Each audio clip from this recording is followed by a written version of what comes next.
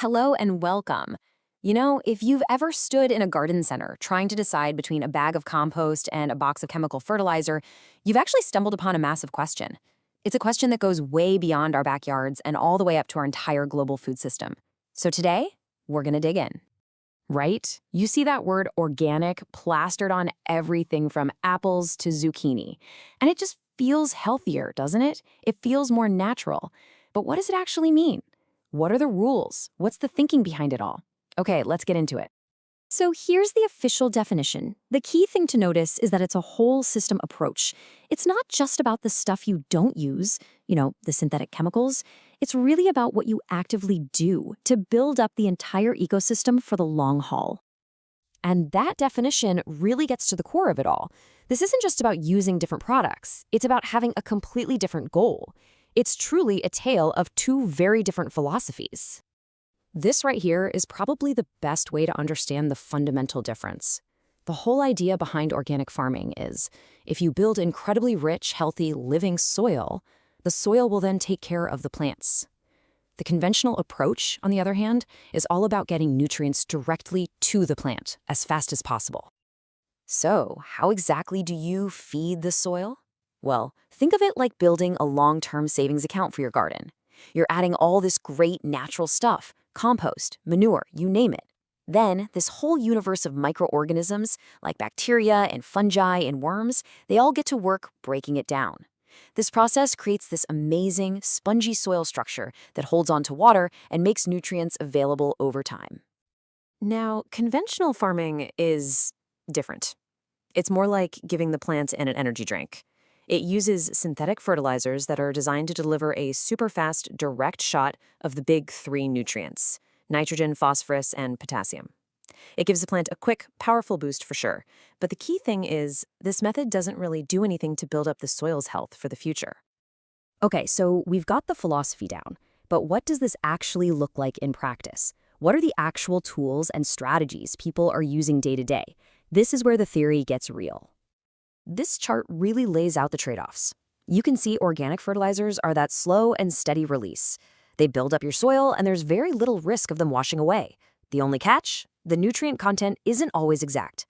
Synthetics, on the other hand, give you that fast, precisely measured dose, but they don't help the soil long-term and can easily wash into our waterways if you use too much. And when it comes to pests, the difference is just as big. The organic approach is all about managing the whole system.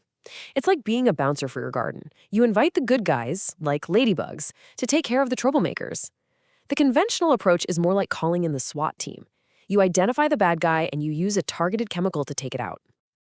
And the differences don't stop there. The official organic rulebook has a few other big no-nos.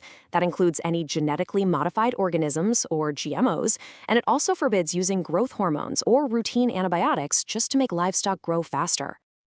So after looking at all that, you might be thinking, okay, one of these is obviously better. But it's not quite that simple.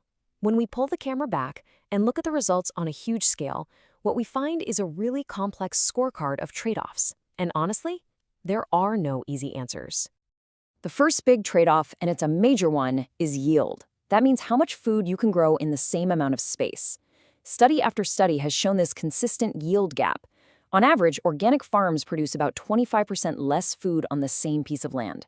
That's a huge challenge when you think about feeding the whole world. And that lower yield has a direct, massive consequence for land use. To grow the exact same amount of food, organic farming needs a lot more land. We're talking an average of 84% more. Just let that sink in. To get the same harvest, you need almost double the space. And that's a critical trade-off when we think about protecting forests and natural habitats. But, and this is a huge but, here's the other side of that coin. Even though it might take more land, the land that is being farmed organically is absolutely buzzing with life. On average, these farms support about 30% more species. That means more birds, more bees, more insects, and more of all those crucial little critters in the soil. This brings us to a really tricky environmental puzzle. It all depends on how you measure it. If you look at the impact per acre of land, organic often looks better because it uses less energy. But because it grows less food on that acre, if you measure the impact per carrot or per loaf of bread, conventional can actually be more efficient. So the greener option really depends on what you're counting. So, where does all this leave us? Well, it shows that trying to frame this as some simple battle of good versus evil is just a dead end. The real conversation we need to have is about the future and how we can move beyond such a simple choice. It's the big question, isn't it? After looking at all of this, after weighing the pros and cons, which one is actually better? And the honest answer is, it depends entirely on what you prioritize. It's a constant balancing act. Is building amazing long-term soil health more important? Or is using our land as efficiently as possible the top priority? Do we want to maximize the variety of life on our farms, or maximize the sheer amount of food we can grow? There's no single answer that perfectly solves for everything. But maybe we're asking the wrong question. What if the future isn't about choosing one side over the other? A lot of experts are now saying that a middle path, an integrated approach, could be a winning strategy. The idea is to use the best of both worlds, using organic methods to build great soil, but maybe also using synthetic fertilizers smartly to make sure we get those high yields.